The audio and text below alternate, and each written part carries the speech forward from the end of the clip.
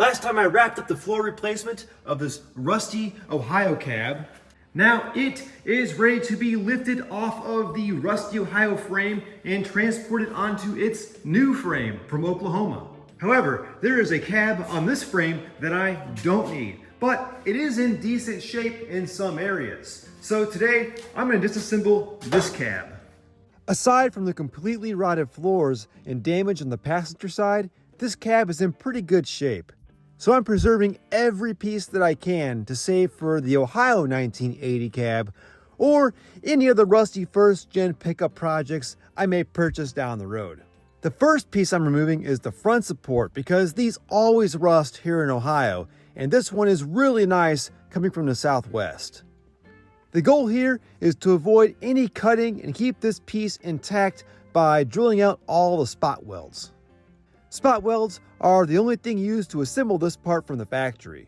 As I found with the rocker panel replacement in a previous video, most of the spot welds are in the exact same location on both cabs, so that makes it super easy to get everything aligned when using body panels from one truck to repair another. The hardest part of doing it this way is just locating all of the spot welds. A few times I thought I had them all drilled out, but the support was still hanging on tight.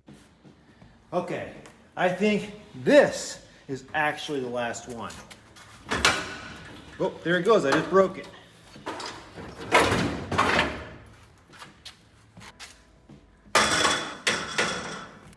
Now it's time for the passenger inner fender, starting with these spot welds. When it comes to drilling out spot welds, it's important to use a spot weld drill bit instead of a regular drill bit or stepped bit. Spot weld drill bits have a flat surface with a small point in the center. The small point helps to keep the bit centered in place, and the flat surface helps to only drill through the top layer of sheet metal instead of the 2 or more layers that are spot welded together. Although, you'll see me drill through both layers once in a while with the spot weld bit because I kept applying too much pressure as I cut through the top layer of sheet metal. I'm using a chisel to break apart any spot welds that I might not have drilled in the exact center.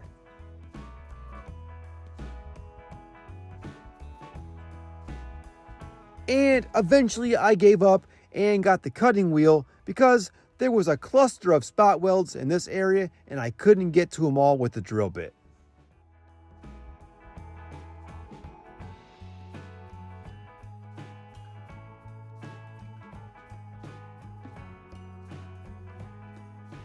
Using a drop of cutting oil will greatly extend the life of the spot weld drill bit.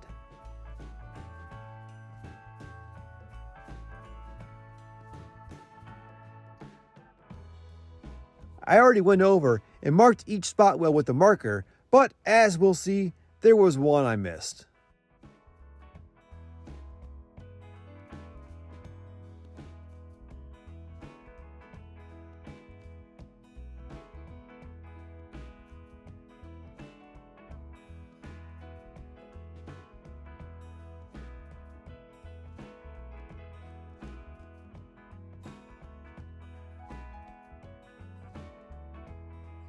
I'm breaking any of the spot welds I might have drilled off center with a chisel and ended up rechecking them all, even the ones that looked perfect, because I just couldn't get this panel to come loose from the cab. And then I found the problem. I missed a spot weld on the top corner. It was shallow, so I didn't even see it. Once I drilled it, the inner fender came right off.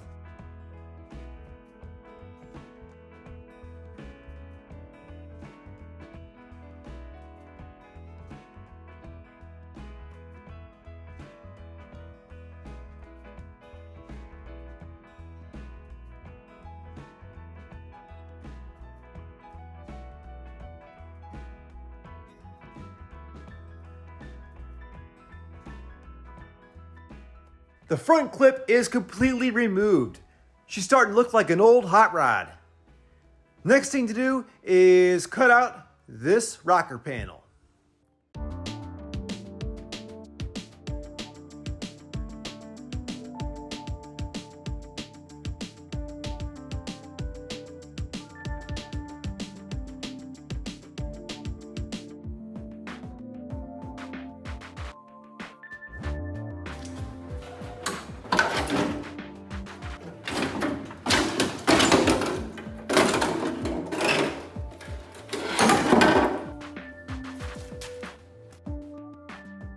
Next, I used the Vever plasma cutter to cut out the transmission tunnel.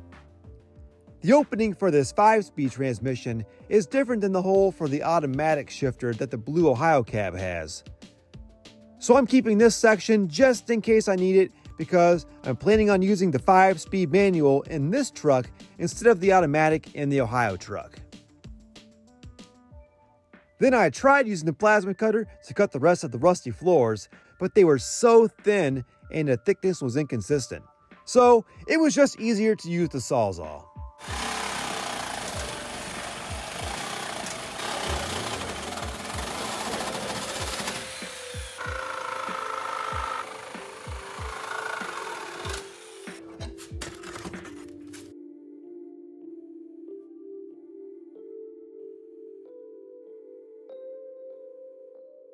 First time in 6 months this truck has been outside.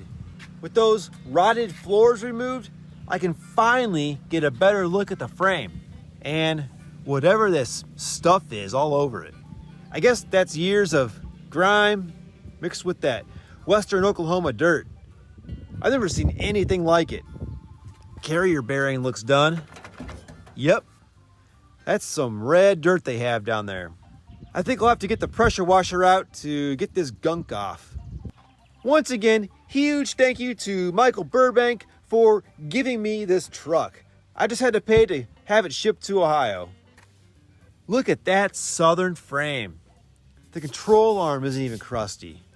I hope you Southern viewers saw the video of the white 1987 so you'll understand why the condition of this is so amazing to me. This is so much nicer than anything around here. So now it's about time to remove the cab and get some of this gunk cleaned up. And I should be left with a clean frame ready for fresh paint.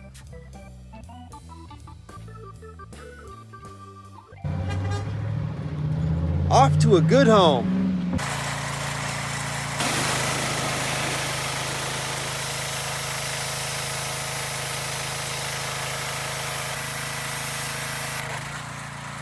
"30 seconds in this one spot and it's still not clean.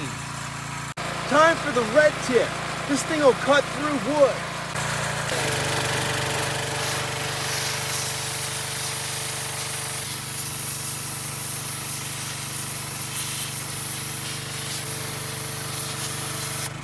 Now we're getting somewhere.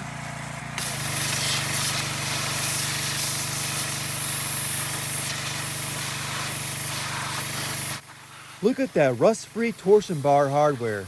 I've never seen one in my life that wasn't so rusted it took PB Blaster and a breaker bar to loosen.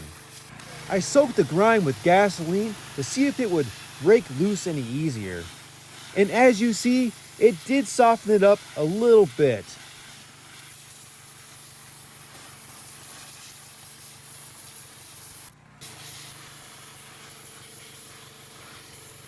But still, even the red 0-degree tip was no match for this unknown mix of some kind of grease and southern dirt that somehow petrified into brown mortar.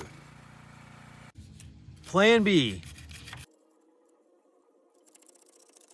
I'm gonna be doing this for weeks. So after a lot of gasoline, a lot of scraping, scrubbing, power washing, here's how it looks. I still have some of this grime on here, so if you have any good ideas of how I can remove this, what kind of products do you use, let me know down in the comments, because I'm ready to be done with this. But it is getting there. It's almost like clay, but it's like oil-based, so water doesn't really penetrate it. I don't know what kind of mixture of stuff this is, but it is tough. So looking forward to hearing your ideas on what kind of a solution will take that off. In the meantime, I think I'm going to start tearing down this engine, get it off of the frame and onto that stand, and we'll be doing that in the next episode. Thanks for watching. Hey, there's a link to my store in the description where you'll find all kinds of rad Yoda merchandise like shirts, hoodies, posters, phone cases, and a lot more. Thanks to everyone out there who supports the channel. It really means a lot to me to see people wearing something I designed.